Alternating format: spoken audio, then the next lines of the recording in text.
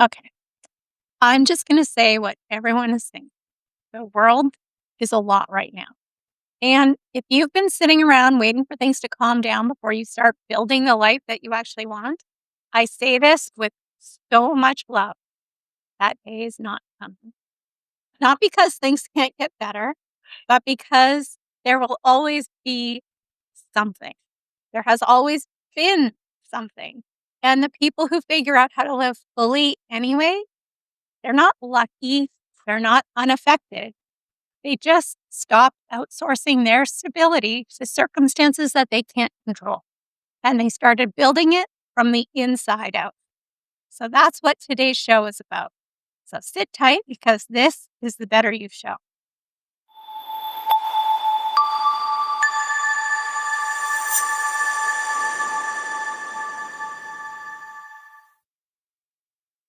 I'm Doris, and this is the Better You team. We have Coach Joyce, the happiness igniter, Coach Tiffany, the hypno coach, Counselor Shelley, the wellness whisperer, and Coach Sarah, the leader we love. And joining us today is our return guest, Nicky Yazbeck.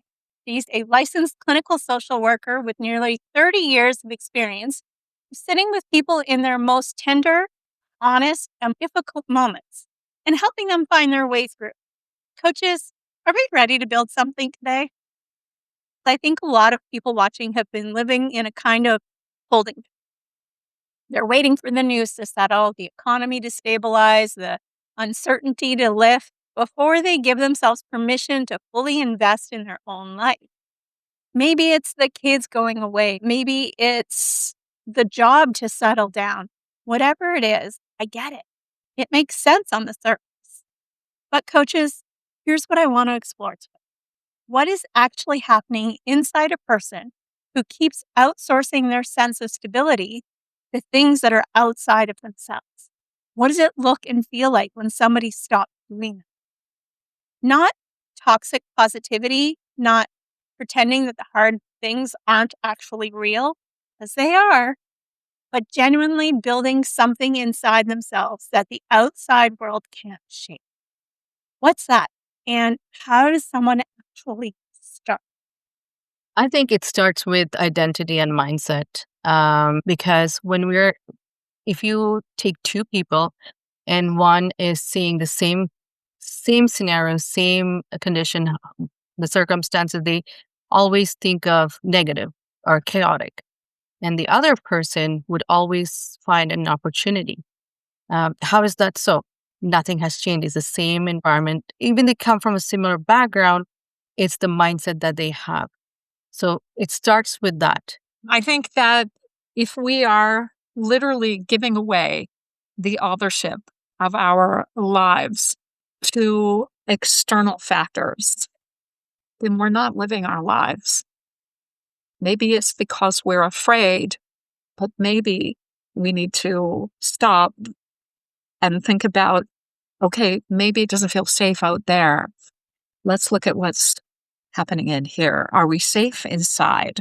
Are we able to access that safety and create that safety so that we can own our lives and act in your true north, who you really are, and not waiting for the world to slow down? Because as we're already saying, there's always going to be something that's out of balance out there. It's what's stable in here. And if we create that for ourselves, then we can give ourselves permission to act. Even a small action can change that stuckness. It's also about fear. I think sometimes we're afraid. What if I do this and it doesn't work? What if I make that investment and the economy really does totally crash and I lose that money? What if I try this new relationship and it doesn't work? But what if you don't? If you don't do anything, nothing will change. There will be no change. And is that how you want to live your life? Because that's not living your life. And it's waiting for the world to fix the thing that we need to change within ourselves, to give ourselves permission to live. Yeah, Shelley, I think that's a really key too. And not going back to where we were is the other thing. And that can be really scary. I know that because I've been in that position where it's like, I'm so scared to go back. I don't want to go back. This is where I want to be. This is what I want to do. And making sure that we're looking inside and going from the inside out is so important. And following what we want to do, our dreams, not what anybody else tells us to do. That's a key because everybody's going to be telling us to do certain things. So it's really focusing on us for a change and not what everybody else wants us to do. Absolutely. That song, Keep Waiting for the World to Change, is going through my head right now. If we just keep waiting for the world to change, there's always going to be something going on. So we can build our CFD internally by learning how to regulate our nervous system. We can work with our subconscious patterns. We can learn not to equate uncertainty with danger, but maybe with possibility and excitement. And then we can slowly build that evidence that, hey, I've got this. I can trust myself. We can learn to make our decisions from a more whole place and not a dysregulated place. I agree with everything everybody said, but I think we're at a pivotal time in the world right now where things are changing really quickly. And so there is uncertainty, and there is uncertainty always, and there is fear, and there's a lot of things that are unstable right now. And then, and not right now, like what you're saying, like a kid could be going to college or a lot of life transitions can happen. But we are very much in a position right now where a lot of people are sitting in fear. And so I think it's like, what are we afraid of? Are we afraid of poverty? Are we afraid of abandonment? Are we afraid of war? Are we afraid of losing identity? What is it that we're afraid of? And like really digging down, like where does the root of that, where does it come from? Where do we first recall feeling that? And really working with that fear. And then I'm not sure who coined the term, like fear is like that false evidence appearing real. It's like this projected idea of what we think is going to happen. And then, like you said, sometimes we catastrophize and that's not what happens. We expect the worst. But I think it's really about examining those fears and looking at them. And that's where our work is. And then, yeah, there's these tools. How do we regulate our nervous system? Can we journal? Can we meditate? Maybe it's dancing and listening to music and like getting the wiggles out. But I also want to emphasize the importance of community. And so that is a little bit of a reaching out to a coach, reaching out to a therapist, reaching out when you need support is a great asset and strength. And then I think community, when we feel alone, that's when depression sets in. So what can we do to build our community? What can we do to bring the people that make us feel good come closer to us so that we aren't alone in this? And it's not about getting together with other people that feed into that fear and anxiety. And then all of a sudden you're with them and you're all activated, but hanging out with people that feel good to your nervous system. And so maybe it's, hey, let's go out and have dinner and not talk about anything political and let's just have fun and enjoy each other.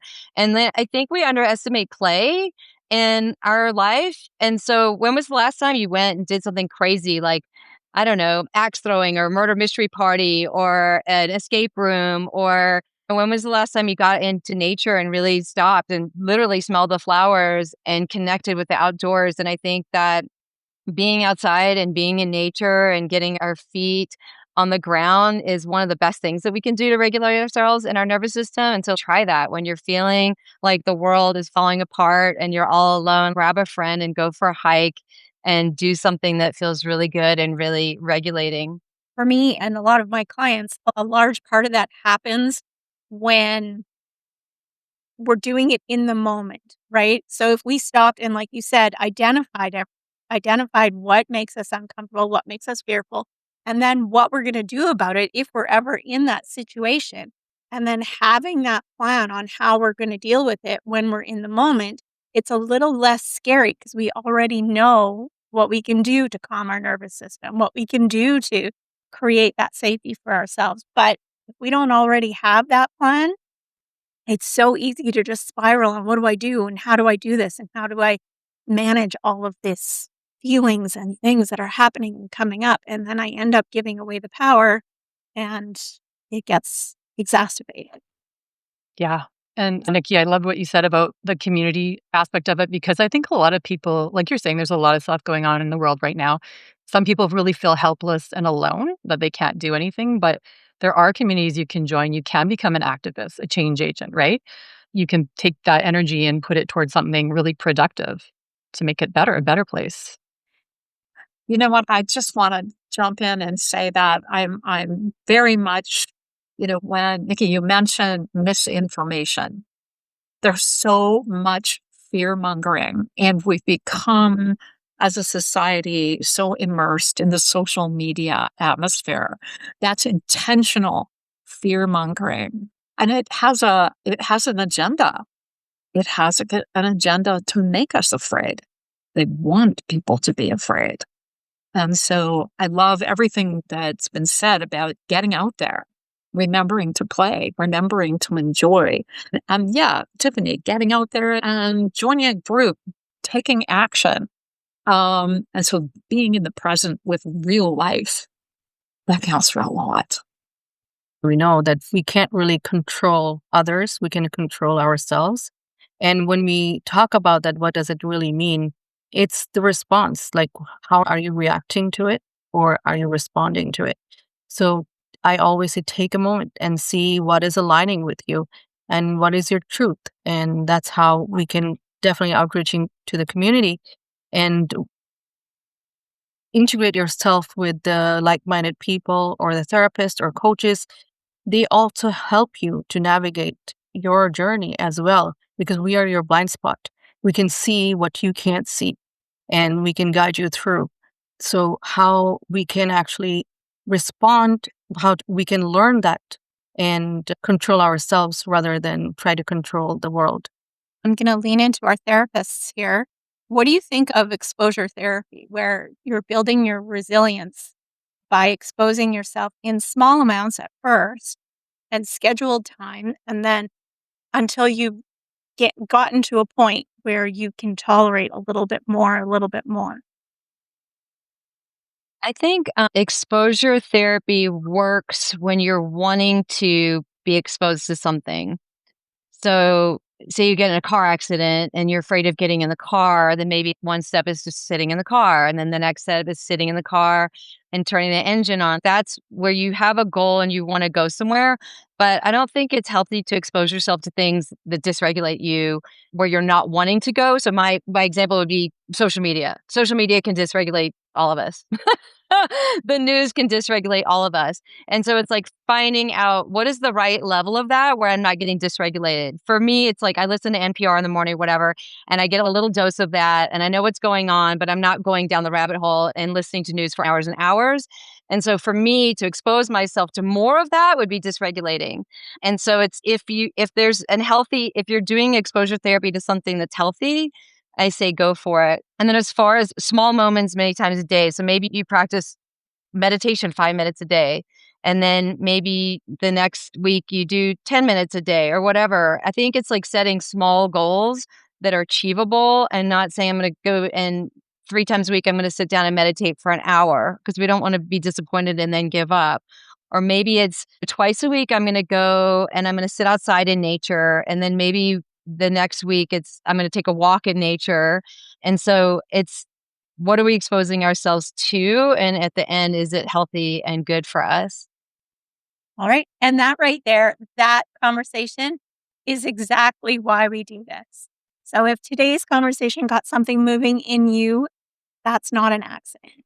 That's you ready. And when you're ready, we're here.